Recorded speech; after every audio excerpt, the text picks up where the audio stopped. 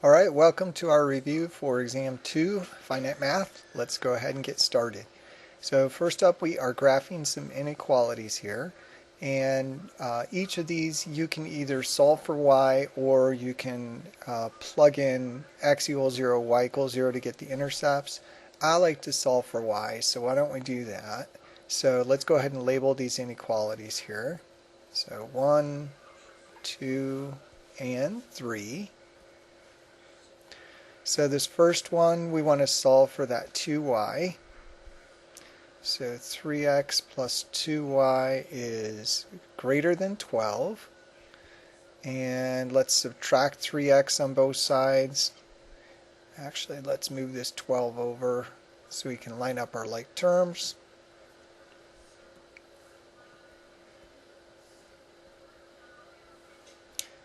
Three x's cancel here, so 2y is greater than negative 3x plus 12.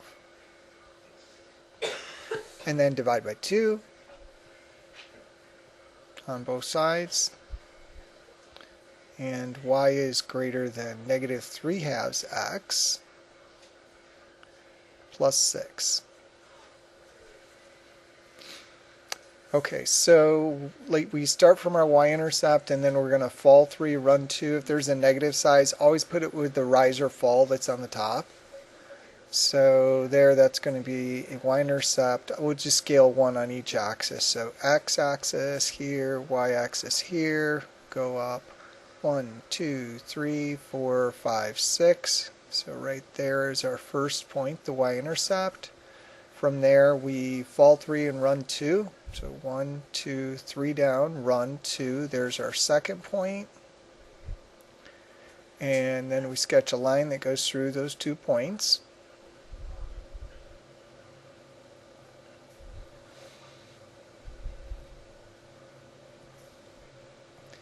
And then we want this to be a dashed line because this is y strictly greater.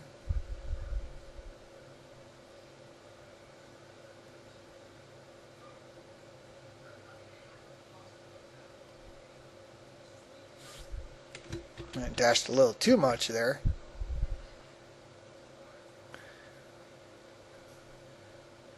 And we want to shade above because it's y greater than.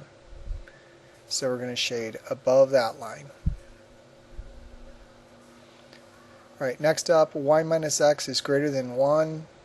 So if we take this negative x and add it to both sides, it's going to come over as a positive. So y is left on the left-hand side is greater than x plus 1, which is really 1x plus 1. We can write that as 1 over 1. So our y-intercept is 1 here. And then our slope is rise 1, run 1. So there's our second point. If we rise 1, run 1 again, that's our third point. Sketch that line.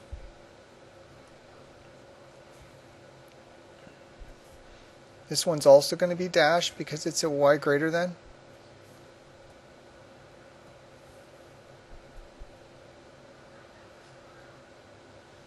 If it was greater than equal or less than equal, then it's solid line. Alright, so that one is also y greater than, so we would shade above that. So far, above this line, we're in this area. And then our last one is y strictly less than 5. Okay, so that's a horizontal line at constant height 5. So start from the x-axis up 1, 2, 3, 4, 5. Is your y-intercept right there. That's a horizontal line at height 5. And that one's also dashed.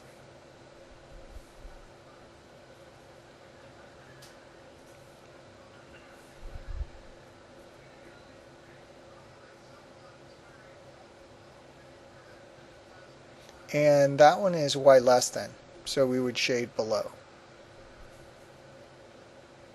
So we're above these two lines up in here, but then below this dashed line, that's this triangle right here. Okay, so our final answer, we'd want to shade in here.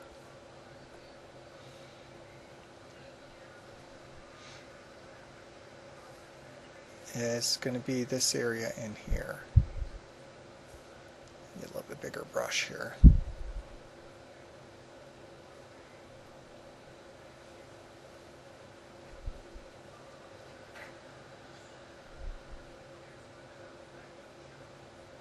Okay, so that's the solution to that system of inequalities.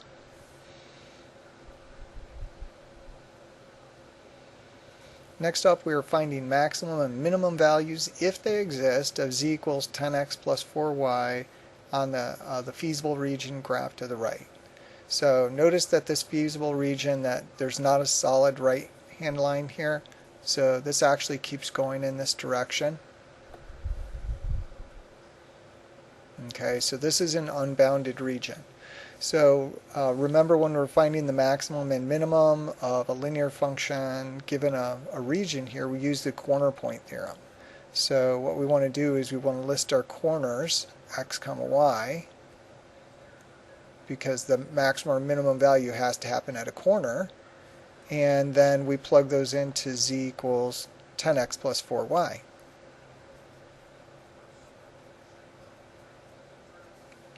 So we've got a corner up here. Our scale is 1 unit. So this is x-axis, y-axis. So 1, 2, 3, 4, 5. So that's x is 0, y is 5. And then we've got another corner here. And that's x is 2, y is 3. And then we've got another corner down here. X is 0, y is 1. So those are our three corners. So we've got 0, 5, 0, 1, 0, 1, and 2, 3. So these are x values, these are y values, and we're just plugging them in to get the z. So this will be x is 0 in here, so 10 times 0 plus 4 times y is 5. So 10 times 0 is 0, 4 times 5 is 20, so that's a value, z value of 20. Here's 0 and 1, so 10 times 0 and plus 4 times 1, just plug in x and y in. 10 times 0 is 0, 4 times 1 is 4, and then 2 comma 3, that'll be 10 times 2, plug in 2 and 3 in here, plus 4 times 3. So 10 times 2, 20, 4 times 3, 12, 20 and 12, 32. So we do have a minimum value here, so this equals the minimum z.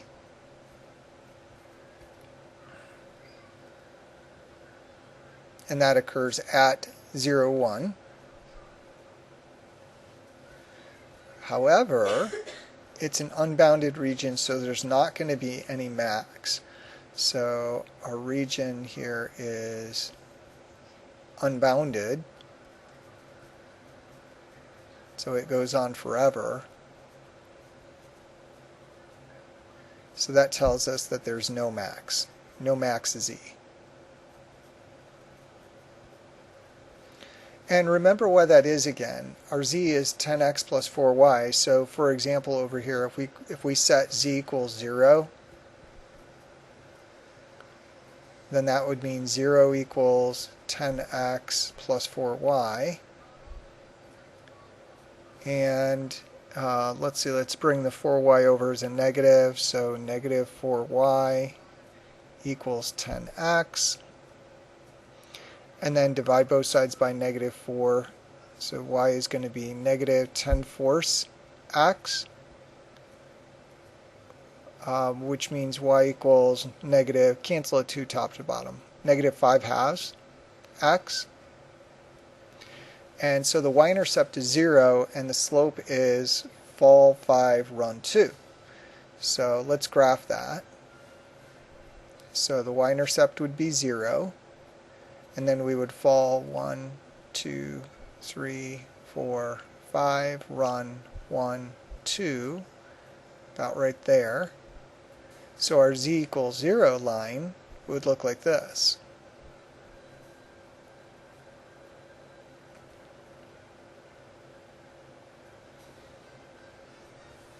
Okay, that's z equals 0. And then remember, as you increase the z value, all that does is change the y-intercept of this line, so it just translates this line up.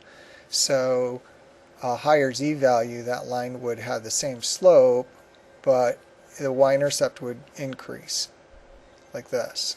So it would keep going up, but no matter how high you bring it up, that's going to extend down and touch on the region somewhere down here. So your z can go up as large as you want it, and this end of the line is going to come down and touch on the region. So there's not going to be any maximum z value with this feasible region because it's an unbounded region. Your x can just increase bigger and bigger. So that means that this part of your z function can increase bigger and bigger. Okay, so that's why there's no max. So you see an unbounded region, no maximum. There should always exist a minimum. And now number 3, we're doing a complete solve by graphing here. So remember what your steps are when you graph. First of all, let's go ahead and label our constraints here, our inequalities, our restrictions. X greater than 0, y greater than 0 just means that you're in the upper right quadrant, and that's what I've graphed over here to the left. So positive x, positive y. And the first step is we want to graph the feasible region. Okay, so step 1 here, graph the feasible region.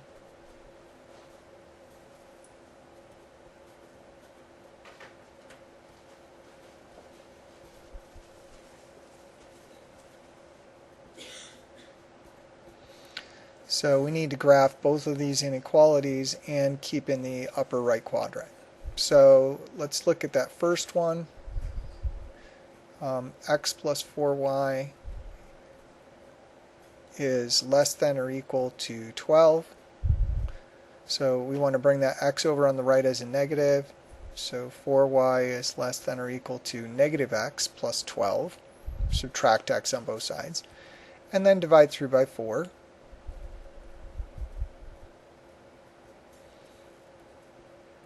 So then these guys cancel, and we're going to get y is less than or equal to negative x over 4. That's the same as negative 1/4 x, because the x is on the top with the negative. 12/4 is 3. So this has got a y-intercept of 3, and you fall 1, run 4. Let's take a look at that second inequality first before we graph. So 2x plus y less than or equal to 10.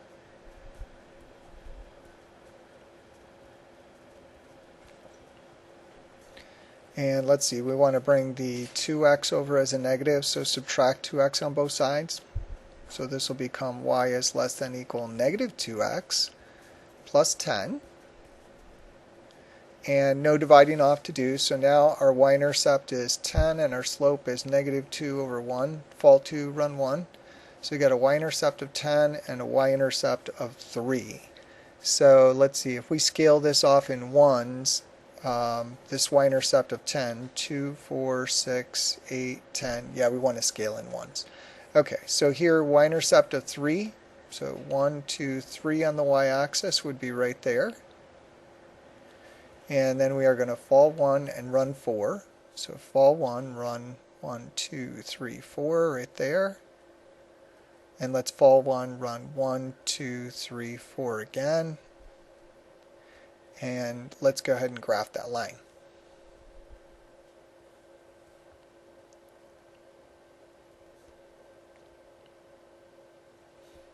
Okay, so there is our first inequality.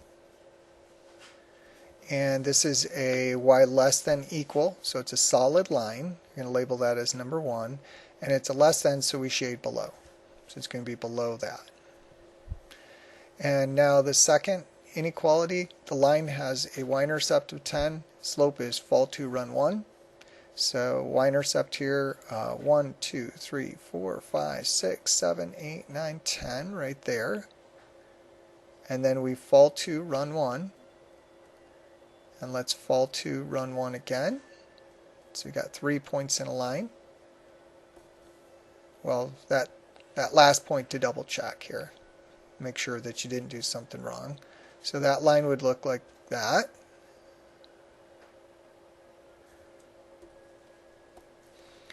And let's go ahead and label that one as number 2. That's also a less than equal, so we're going to shade below. So we want what's below both lines. So below this line and below that one, that's going to be this region down here. Okay, so let's go ahead and shade that in. Okay, so there's our feasible region. Okay, so we graphed our feasible region. Okay, next step is we want to find the corners.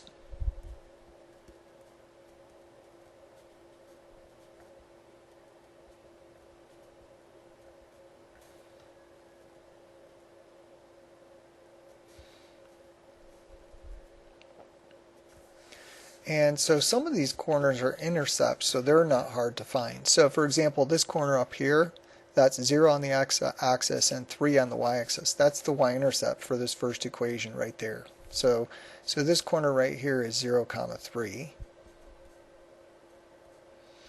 And then this one down here, that corner, that is going to be the x-intercept for the second equation. So that's the x-coordinate when y is 0. So in this second equation, if you set y equals 0, so if you set y equals 0, then this term would drop out and you'd get 2x is equal to 10, looking at the line, not the inequality, and then divide both sides by 2, and x equals 5. So this point is, and that's what it looks, it's off just a little bit, but that's 5, 0. So x is 5, y is 0. And then this one here, that's the intersection point of those two lines. Okay, so let's call that point P. Okay, and we need an x-coordinate and a y-coordinate for that. Now it looks like the x-coordinate is 4 and the y-coordinate is 2. Okay, but we don't know that for sure. So we've got our corners here. We've got 0, 3, and we got 5, 0. And then, well, of course, let's not forget 0, 0 down here. And then we've got that last point, P. And P is on the intersection of the two lines, okay, with equalities because it's down the lines. So we need to solve a system of equations. X plus 4y equals 12, and 2x plus y is equal to 10. Since that point's on both lines, it has to work in both equations. So we can do elimination on this system pretty easily. We could just take and multiply this first equation by -2. Okay, and then we'll have -2x and here a 2x, and that we'll be able to add them and cancel out the x terms. So -2 times x, -2x.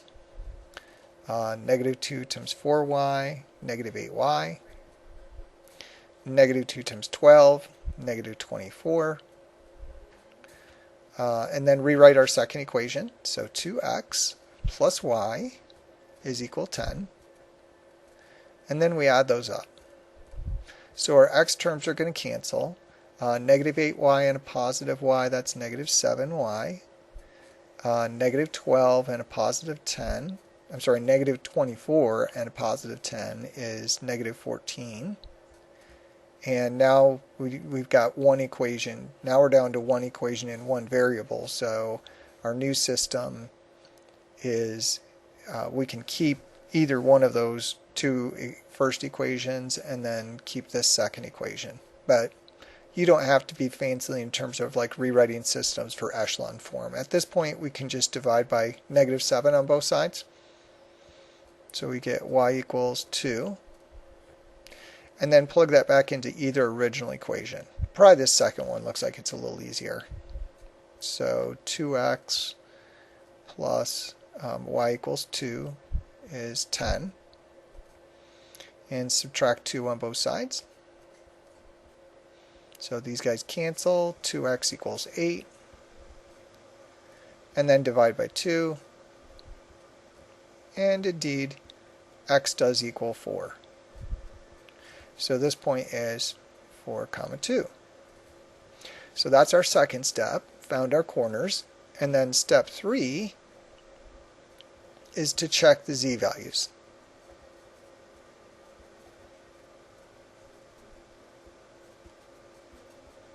So checking the z-values, the third step, that's what we did in the previous problem.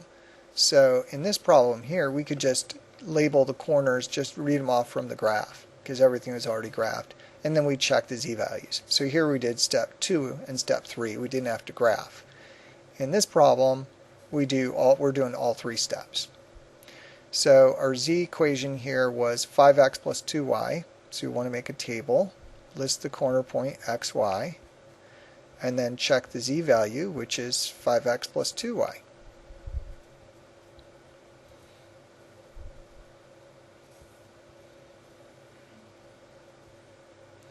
So we got our 4 corners here, 0, 0, 0, 3, 5, 0, and 4, 2. And so this is x and y. We plug them in here and here. So our z-value here is going to be 5 times 0 plus 2 times 0, which is 0. Here, 5 times 0, 2 times 3. So 5 times 0 plus 2 times 3. So this is 0 plus 6. That's 6. And here x is 5, y is 0. So 5 times 5 plus 2 times 0. So that's 25 and 0, 25.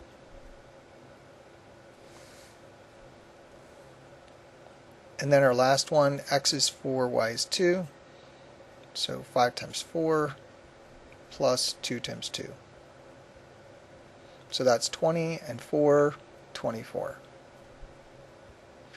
And then if we look back up here at the problem, we want to maximize. So we want the biggest z value. So our maximum z is right here, 25. That equals the max z. And it's, again, it's at x is 5, y is 2. Okay, but there's our maximum z value.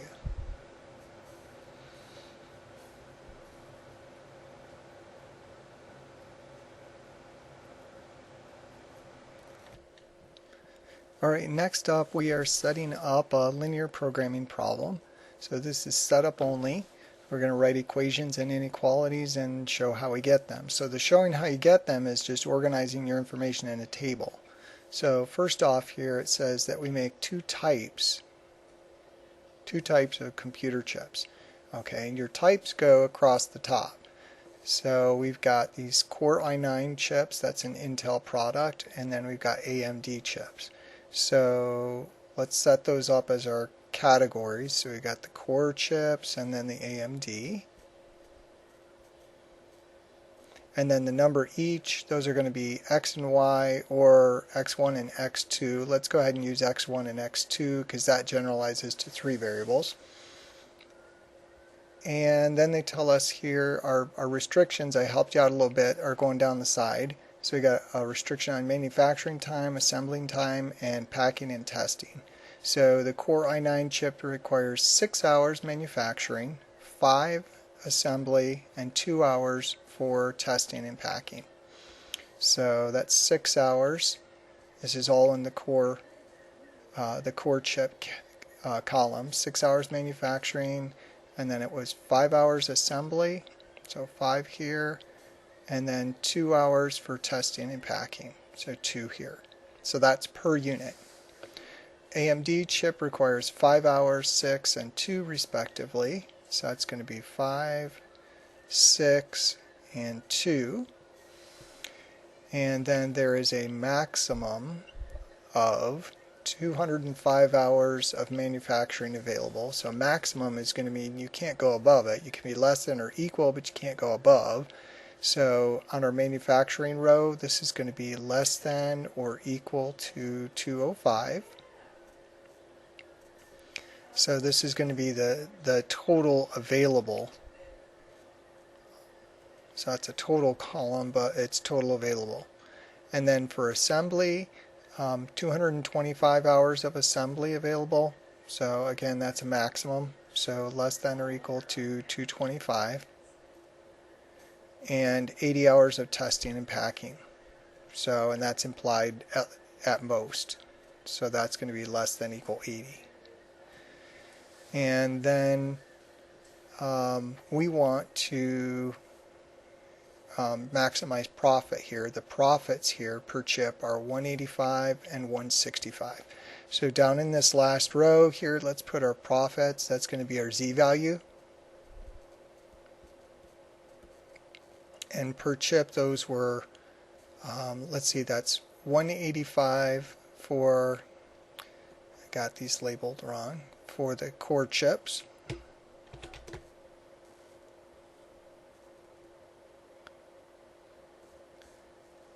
And then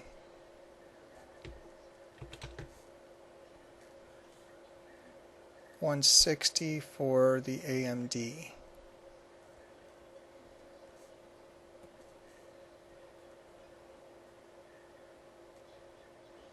And we always want to maximize profit. If we're talking about cost, we'll be minimizing, but for profit, we're going to be maximizing. So 185 and 160 are our per chip profits. 185 here and 160 here. And then the total of those, that's going to be our Z value. And that's going to be an equality.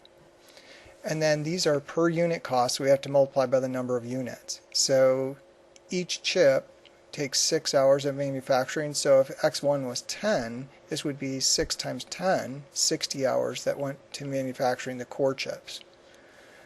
So, well, we're using a general X1, so this is going to be 6X1, and then this will be 5X1, and this will be 2X1.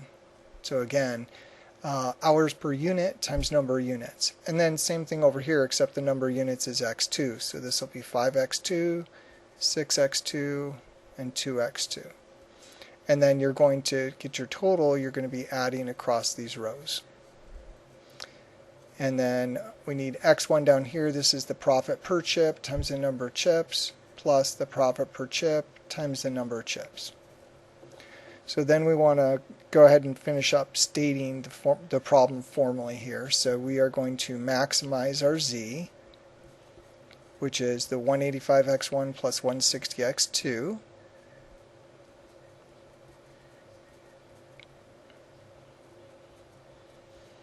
And it's going to be subject to the restrictions here. Manufacturing, which is 6X1 plus 5X2 is less than or equal to 205.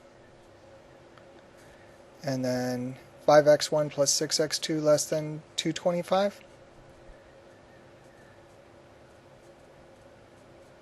That is a 6.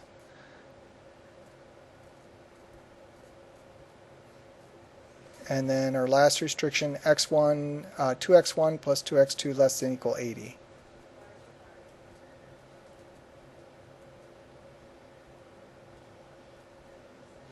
And then X1 and X2, these are physical quantities. So this is the number of each type of chip. So those have to be greater than or equal to 0. So we have that last restriction. So that's the setup and the equations on that one. Alright, and next we have another setup problem. So we want to set up the following linear programming problem. So just like above, we've got 3 food sources to satisfy some dietary restrictions. Those are going to be along the side. And there's restrictions on fat, carbs, and protein. So, and those food sources, we're calling them with, with lack of all originality, A, B, and C. So these are going to be our types. Alright, so let's go ahead and start setting up a table here, organize information.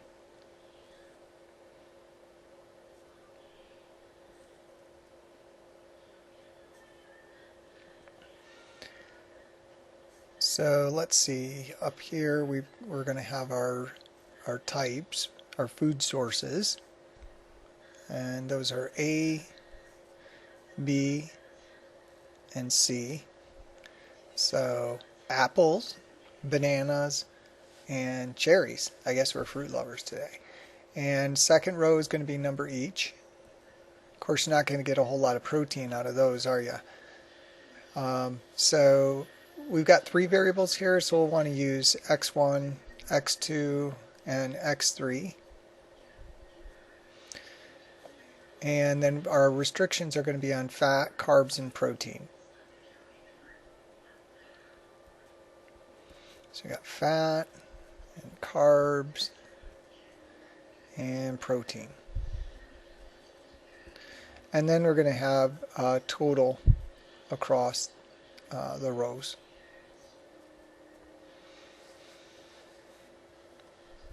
Okay, so for each unit of food A, we've got 12 grams of fat, 13 carbs, and 18 protein.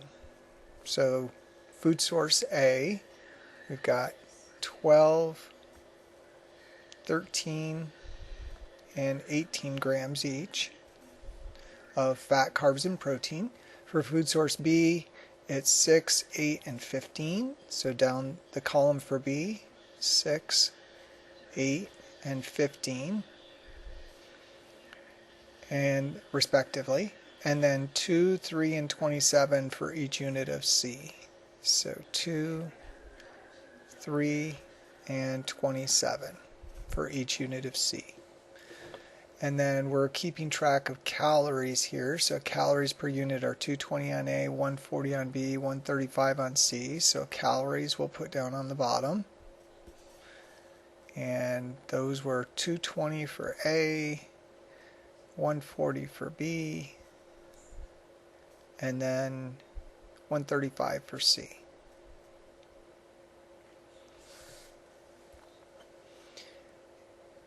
And then it says you want to minimize calories. Okay, so that means that this last row, calories, that's going to be our Z equation. So Z is going to be your total calories. And the calories are going to be calories per unit of food times number of units. So each one of these, this whole column, same thing for fat, carbs, and proteins. These are the per unit values you need to multiply by the number of units. So in the x1 column, everything gets multiplied by x1. In the x2 column, everything gets multiplied by x2.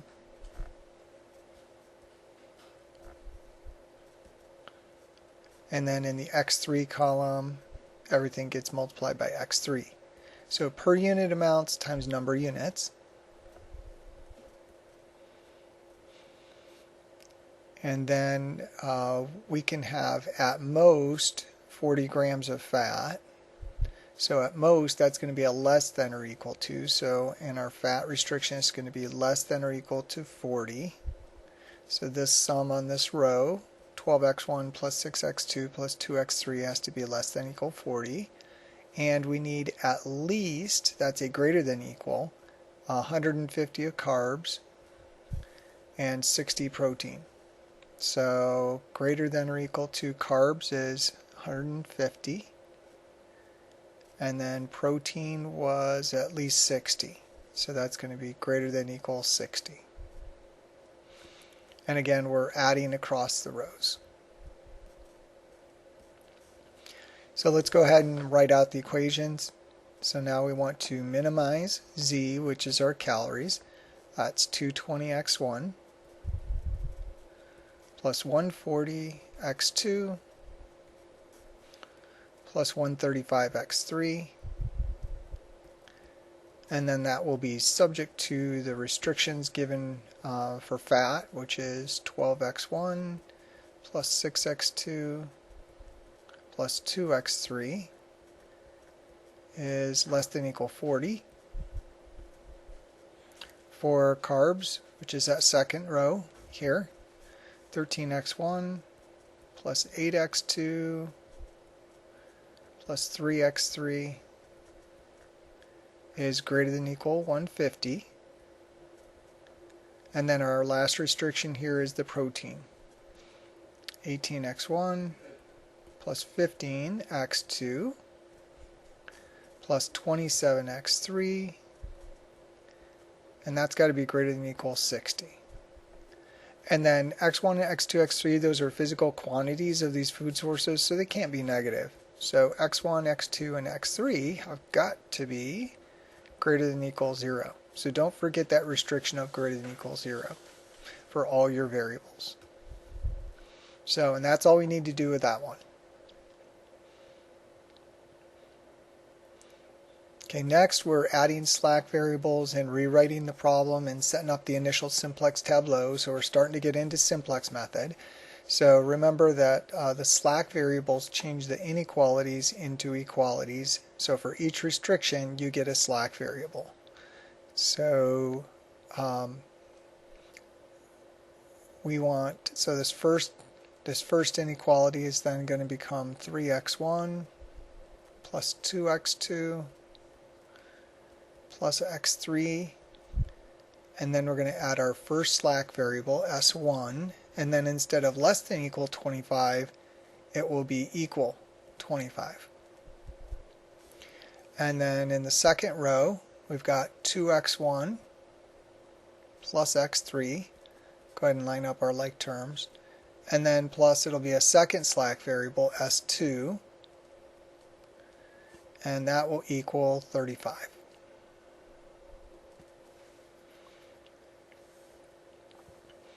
And actually S1 is going to have its own column, S2 is going to have its own column, and then this third restriction, 3x1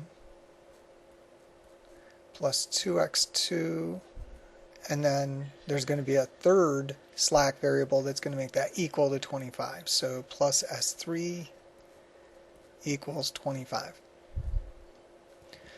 And then remember, we want to take the z equation, the objective function that we're trying to maximize or minimize. We want to try and write that in this same format because we set up the tableau, the numbers on the right hand side and all the variables are on the left. So all of these guys here, we want to bring those over on the left hand side as negatives. So that last row is going to be negative 4x1, the positive comes over as negative, negative 5x2, negative 6x3, and then the z is positive on the left hand side, so plus a z, and then everything will be on the left hand side, 0 on the right. So now we're ready to set up our initial simplex tableau.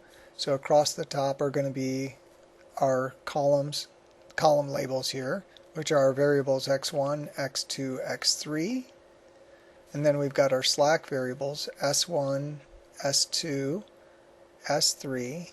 We'll have a column for z, and then our right hand side.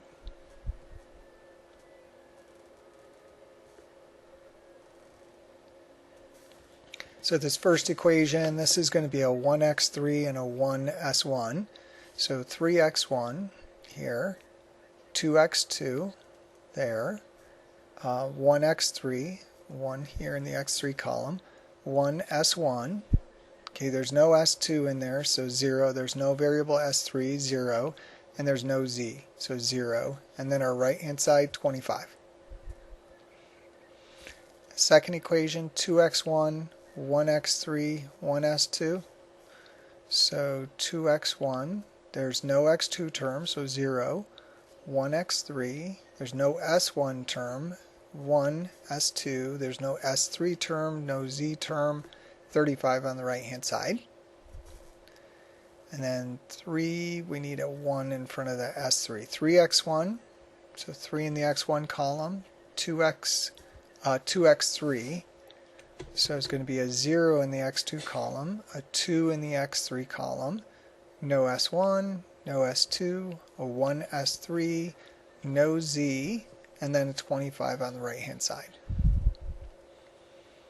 And then the last row is a z equation, negative 4x1, negative 5x2, negative 6 in the x3, no slack variables, and then 1z. So this would be 0, 0, 0, 1, and then 0 on the right hand side.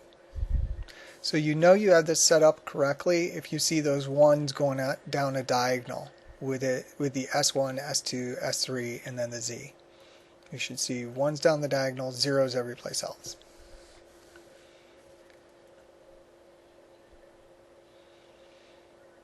Alright, in number 7, we are just finding the initial pivot, and then we're explaining how we got our pivot. So remember, what we do is we have to first find the pivot column, and the pivot column is given by the most negative indicator. So the indicators are the numbers in the bottom row, except for the right hand side column, and the most negative is that -5 right there. So this is the pivot column, and that's the most negative indicator.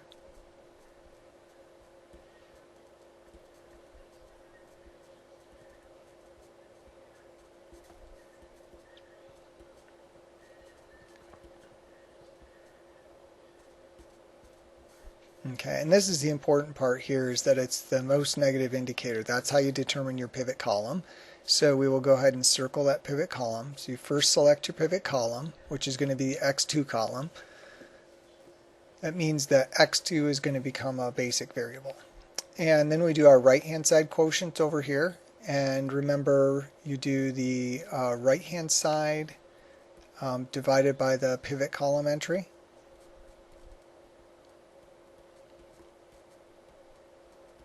So this is going to be 12 divided by that 2, which is 6.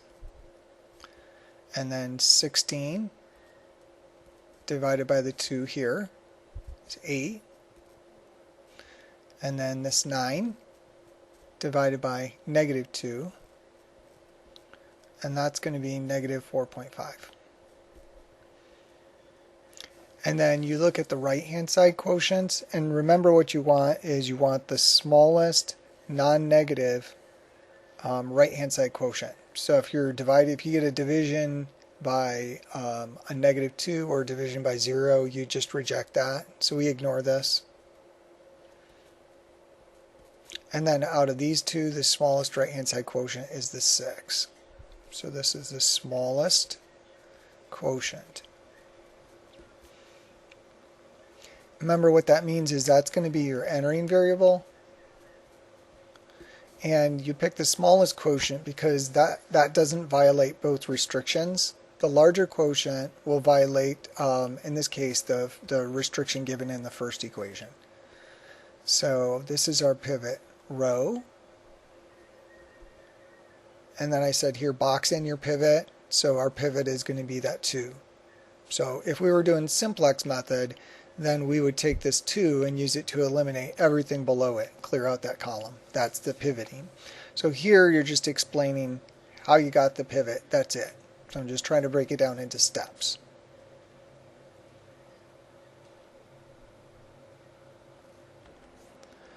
Alright, next we are identifying the basic and the non-basic variables in the tableau.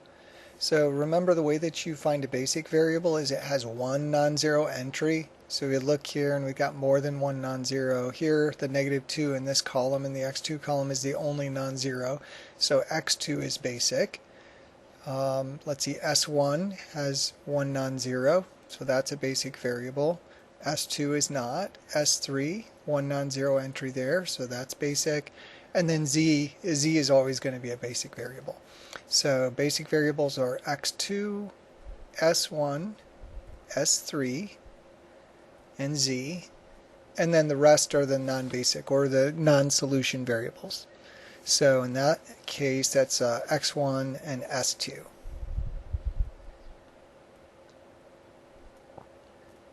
So next we're listing the solution that's given by the tableau and asking, is it a basic feasible solution? It's going to be a basic solution because we're using the basic variables, but the keyword there is feasible. Okay, does it make sense?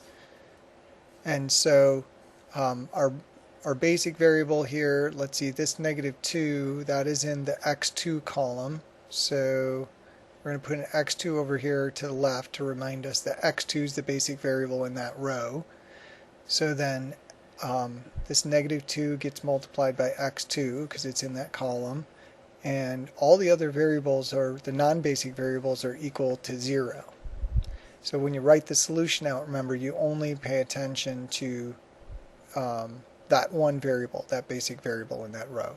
So this is negative 2 x2 equals 18.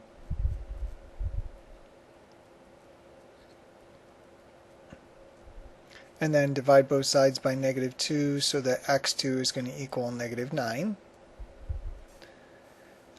In the top row, the non-zero entry is that 1 that goes with S1. So S1 is the basic variable in that first row. So it's 1 S1, or 1 S1 in that column, equals negative 2.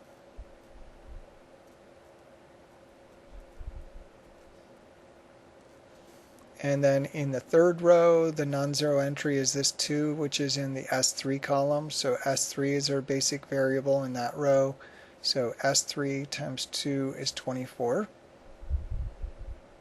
So 2S3 equals 24. And divide both sides by 2, S3 equals 12. And then the basic variable in the fourth row is the Z. So that's always the case. So this is 2z equals 10. And divide both sides by 2, z equals 5. So here are your values. x2 is negative 9, s2 is negative 2, s3 is 12, and then z equals 5. And then the non-basic variables, those are non-solution variables, and those always have value 0. So at this point in the simplex method, x1 equals s2 equals 0. So there's the solution.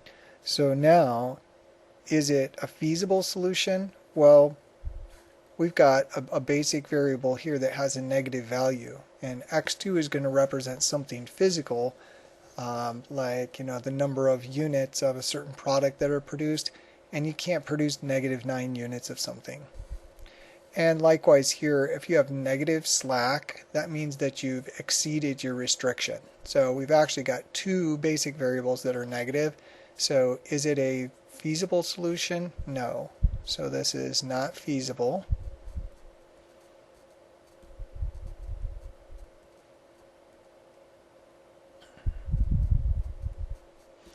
And that's since we have negative basic variables. So if all these would have been positive, like the 12 and the 5, then we would have been okay. So since there are negative basic variables.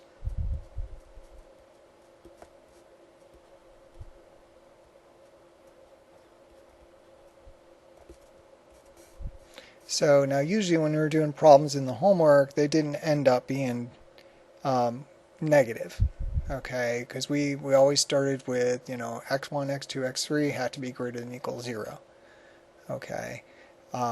So we didn't run into that in the homework as our starting point, at least not in the sections that we did. Sometimes you do run into that in your initial tableau. So it's not feasible since they're negative basic variables. What we always need is we need all of our, remember we made our restriction, all of our variables xi had to be greater than or equal 0. Not happening here or here.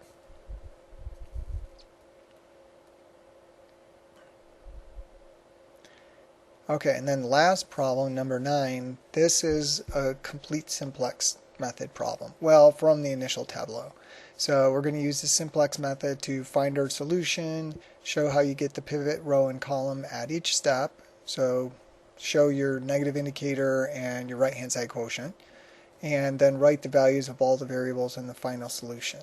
So, and no more than 2 pivots will be needed because we've only got 2 basic variables. So it's not going to take any more than 2 pivots. So the first thing that we do is we look at the bottom row, look at our indicators, and we see we've only got one negative indicator here, and so that is the most negative indicator.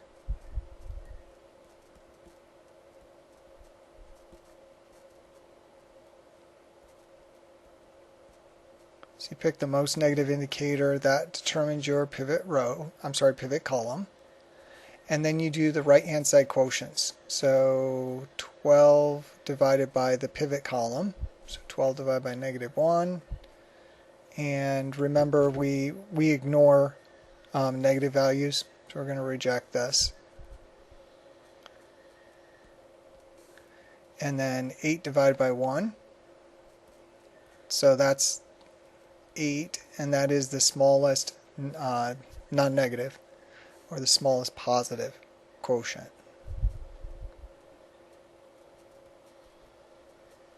So this is the smallest quotient that's greater than 0.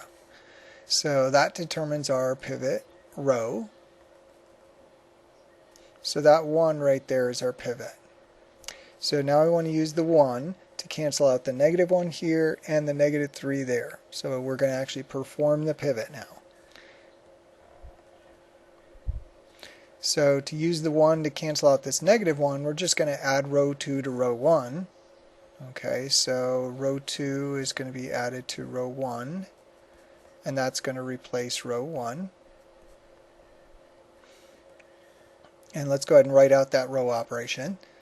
So we'll write out our row 2 here, which is 1, 1, 0, 1, 0, 8, and then write row 1 underneath it, negative 1, 3, negative 1, 0, 0, 12.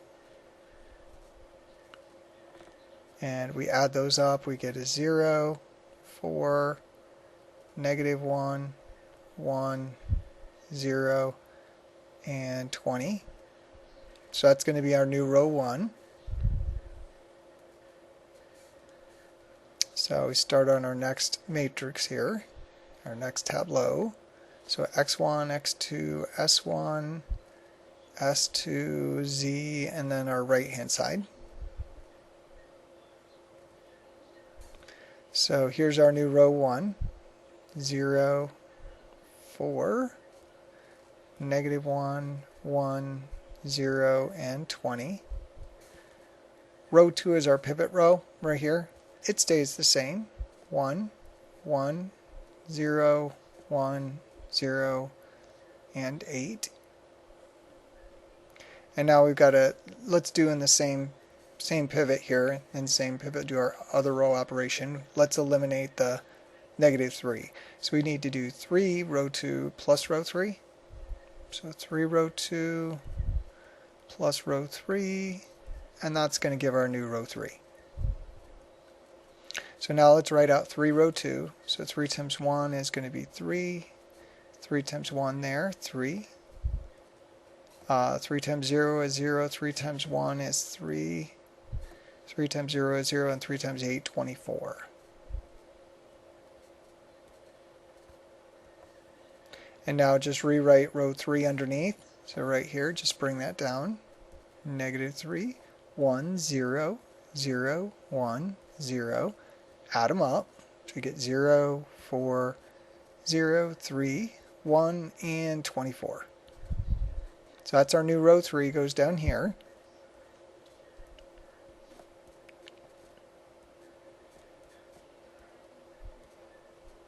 And notice that there are now no more negative indicators, so that tells us we're done.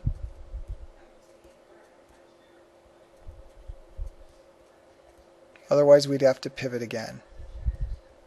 So, but there's no negative indicators. That means that we can't improve the objective function value anymore. We are done. And now we want to list off the solution, because we're going to write the values of all the variables in the final solution. So to finish up, we got to identify our basic variables.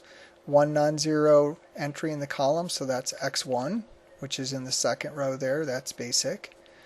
And then s1 has one non-zero in the first row, so that's basic in the first row.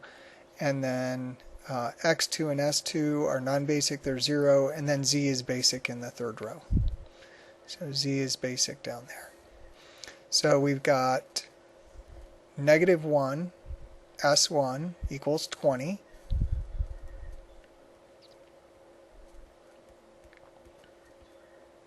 And then we've got 1 x1, or 1 in the x1 column, equals 8. So 1x1, or just x1, equals 8. Oh, here, and if negative S1 equals 20, then that tells us multiply both sides by negative 1. S1 equals negative 20. And then in the last row, Z times 1 is 24. Z equals 24.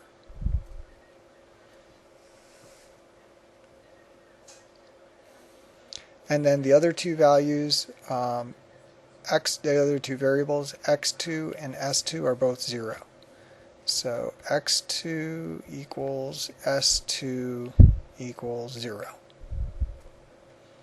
So this is our maximum z value, 24. Now notice here that our slack variable, s1, is negative. So remember, the slack variable is what you add to come up to the right-hand side with a less than or equal. A negative slack variable means that we exceeded the right-hand side. So this is our solution, but notice that it's not feasible. It's not a feasible solution because of the S1 being negative. Now, I didn't ask that in this problem, but that's leading back to what we had in the last problem here.